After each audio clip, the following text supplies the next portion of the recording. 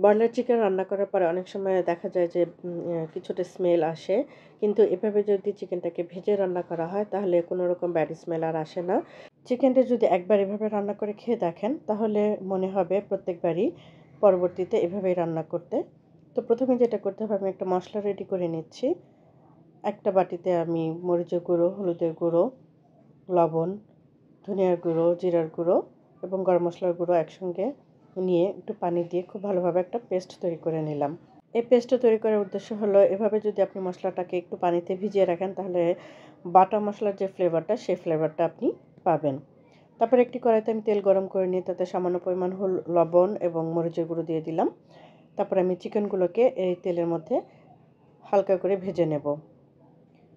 চিকেনটা কেমনভাবে ভাজতে হবে যেন চিকেনের যে এক্সট্রা পানিটা থাকে সে পানিটা শুকিয়ে আসবে, অর্থাৎ চিকেন থেকে পানিটা বের হয়ে আসবে এবং চিকেনটা পুড়েও যাবে না এবং কোনো দাগও হবে না।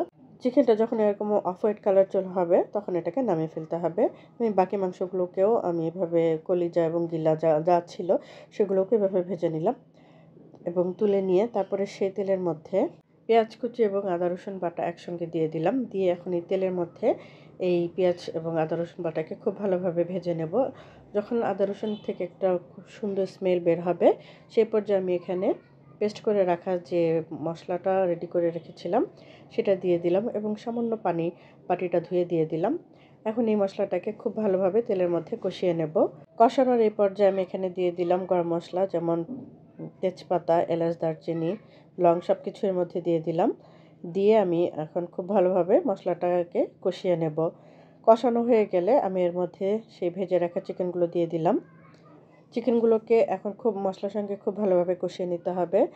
যেহেতু আমি চিকেনটার থেকে অলরেডি পানি বের করে নিয়েছি, অর্থাৎ ভাজার সময় যে চিকেনের গায়ে যে পানিটা থাকে সেই পানিটাকে আমি শুকিয়ে নিয়েছি, সেহেতু এই চিকেন থেকে কিন্তু কোনো রকম পানি বের হবে না।